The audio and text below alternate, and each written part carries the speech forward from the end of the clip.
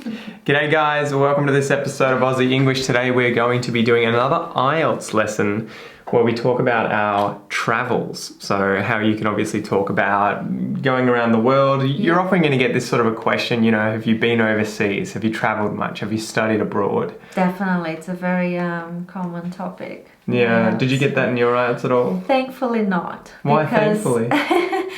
It's hard for me, like if you are anything similar to me, like I didn't have the chance to travel much when I was a child with my parents and my family. So all my experiences are very recent. So it would have been a little limited if they said, where have you been before? Like, oh, tell me about a holiday you spent with your family. They'll be like, I would struggle to make it up on the spot. Just like being creative. It's just hard. So I'm really glad I didn't get this topic. It's not that it's hard to talk about, it's just hard for me because, you know, I started traveling, not that I've done much, but I started when, you know, I was already an adult. And mostly in Australia, so...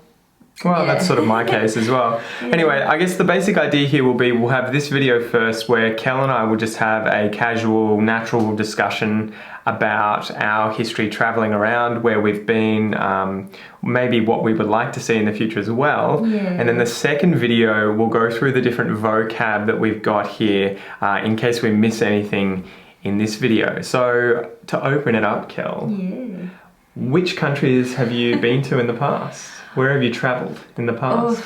That's when it gets hard for me because I honestly left Brazil. I didn't travel. I travelled around Brazil. I went to a couple of cities in the south and in the north as well.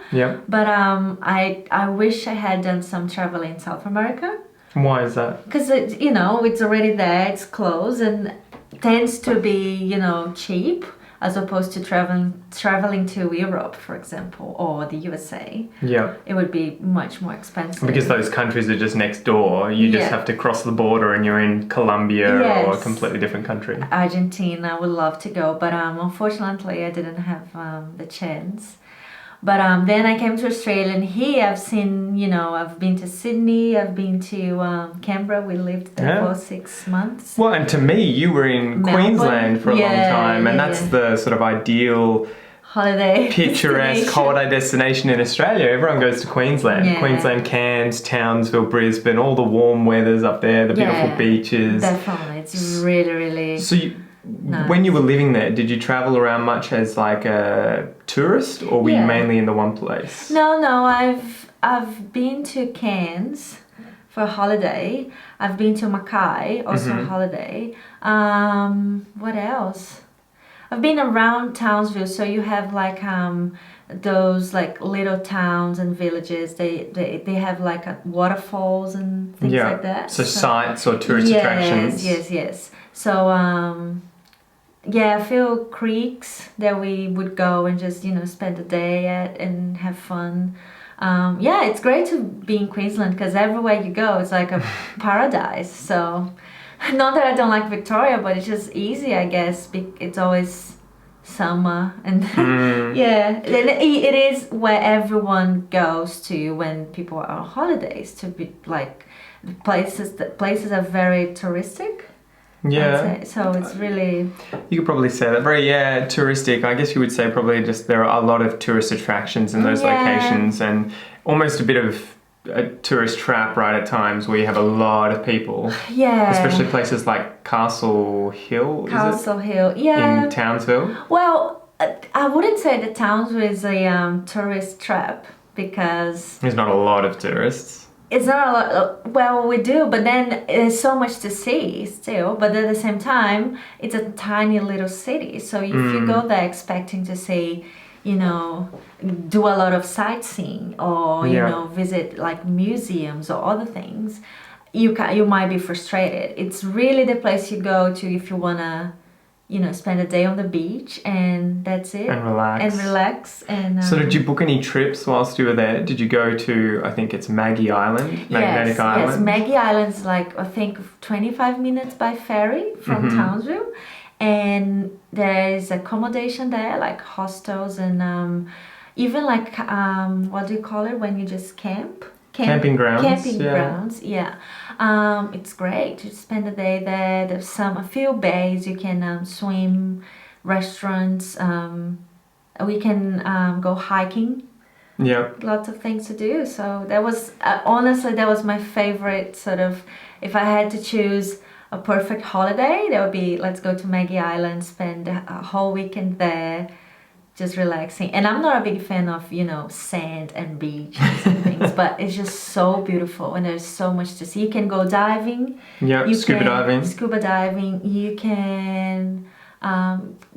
Just great. You can do a lot of things. Depends so, are there any places you would have liked to have gone when you were in Queensland? Because you're obviously now down in Victoria. Were there any tourist attractions or any sites that you wish you'd seen that you never got the chance to? Definitely. I'd say definitely the Great Barrier Reef. Yeah. I've been to the Great Barrier Reef when I was in Orpheus Island.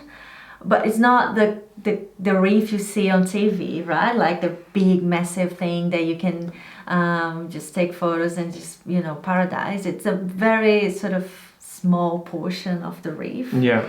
And the island's beautiful, but I was working there, so it wasn't really a holiday. So definitely, if I have the chance to go back, I want to go into the Great Barrier Reef. Beautiful. And are there any other places that you would like to visit, whether it's in Australia or overseas in the future? I would love to go to Europe. Like now that my best friend lives in France, I've always wanted to go to Paris, and just romantic. And I can't imagine like walking around Paris at night. It must be beautiful, all the lights and Greece as well, because the history and the historical importance of the place. That would if I had to go tomorrow, I think Paris and Greece would be my two favorite places. What about you? I know you want to go to Brazil.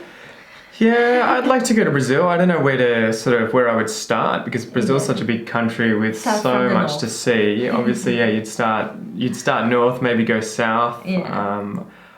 It's one of those things, though, I think for me, I get worried in countries like countries in South America with regards to safety, but I'm sure once you get there, you become aware and you get to know. That's a downside, I would say, of going to Brazil. You do have to be aware of, the violence and things you can't do, like things that Australians take for granted, right? Like walking around with your phones and stuff, but honestly, it's just, it depends where you are a lot. Like some places are more dangerous. You have really, dangerous places. You don't go there, but mostly it's just fine. But growing up in Australia, my parents would take us away each summer. We would go camping. So we would have those kinds of traveling holidays where you would go on short trips locally to places that are nearby, like the Grampians or Wilson's Prom. I remember being in grade 6 and we went to Rockhampton in Queensland up north, and that was my first experience with, I guess, the Great Barrier Reef and, taking chartered flights out to different islands, getting on boats, seeing a bit. I don't think we went scuba diving or anything, but we went snorkeling in some places. Cool. And then I went to France when I was in high school for a month and travelled around France and was practicing French. That was cool. Nice. And then when I was doing my PhD, I went to Indonesia? Where would it have been? Yeah, Indonesia, Sulawesi, where the tsunami recently was. I was in Sulawesi studying in the jungles there, looking for rats and other animals for my Do you have time supervisor. To go sightseeing, or was it just like work? No, it was pretty much, I was just following my supervisor where he was taking us. So we had to go to different towns and then, hire someone to drive us to the next town. We had to make camps with all of the gear there, and then we had to do different things in the jungle for the scientific studies. Okay. Yeah, but I would love to travel a lot more in the future. Me too, but I'd love to go to Europe. Let's see how it goes. Yeah, exactly. I would love to go to Europe. I think still, you again talking about safety, but it's still one of those places if you have the chance to go. My friend's just amazed how beautiful France is, and I just can't. Hopefully we can do it together and go and with a baby and things. Yeah, So do you that's it. think Australians tend to, like, I know camping's a big thing here for you guys, but do you go a lot, like, for travel agents, or it's just like, let's improvise and get the family together and do it? I think if people organise flights somewhere and they're wanting to spend like a week somewhere, they'll usually do it, especially if it's far away and if they're lazy, if they can't be bothered booking places on their own. Like, they don't want to book the flights, they don't want to book the hotel, they don't want to book the chartered flights, the buses, the boats, whatever it is. They'll go through a travel agent so that that person can organise it, and you just have to be in certain locations at certain times, you know, whether you're going on guided tours or you're going to your hotel, you just have to be like, okay, I need to be here by 10 o'clock. Yeah. But if you're going overseas, they will. So if you're organising a holiday in Bali or to Thailand, you know, Australians will tend to go to those sorts of places in Southeast Asia for short holidays that are kind of like summer holidays that they'll go on locally in this region of the world. It's cheap as well, I heard. Yeah, it's relatively cheap. But if we're going to other countries like France, Brazil, that sort of stuff, people will tend to go through news agencies. I mean, flight agencies and everything. Yeah, so travel agents. And they'll tend to get them to just book everything for them.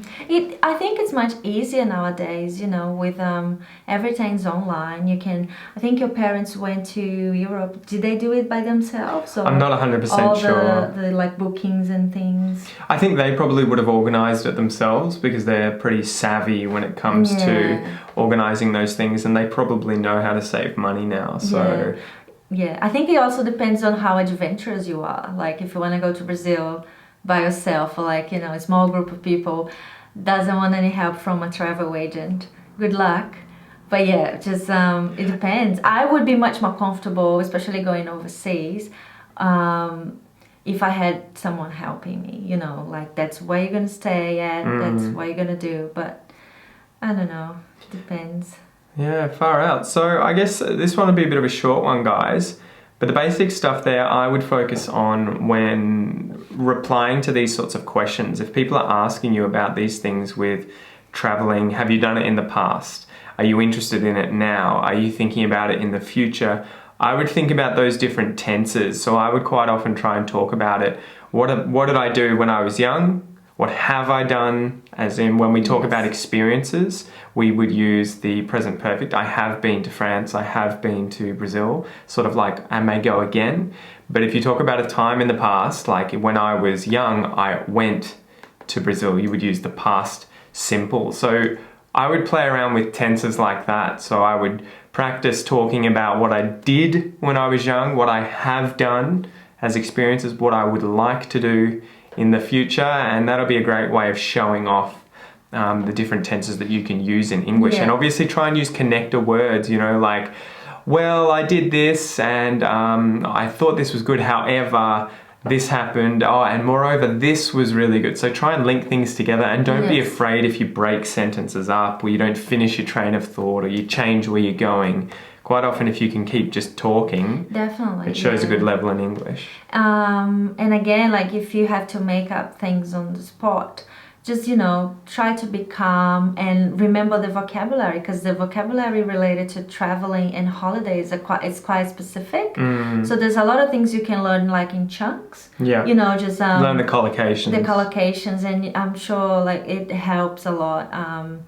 It's one of the most common topics on IELTS, to be honest, but it's not difficult to talk about it. And most people, you know, even if you haven't done a lot of traveling like me, it's easy to talk about holiday, like a weekend I spent with your family somewhere, or like, you know, just used to go and see my extended family somewhere else. So, you know, there's always a way to answer the question properly, and I would just keep going. Keep going. And if you do make it up, just be, I guess, I would probably have a plan that I've practiced, right? If I'm thinking about lies or making stuff up on the spot, I would try and avoid just doing it in the moment, because you'll be like, ooh. Nervous. But if you have an idea of, you know, just make up Africa is somewhere I want to go because I like safaris, wildlife safaris. Rhinos are my favorite animal. None of that is true, but just have some sort of backup plan. For if you do get caught out. just keep talking. Yeah, anyway, good job, guys. We will see you in the next video in the Aussie English classroom if you're not there already, where we're going to now talk about all the different vocabulary that we used in the last video and that we may have also missed in that video. So a few extra words in there. We'll see you there.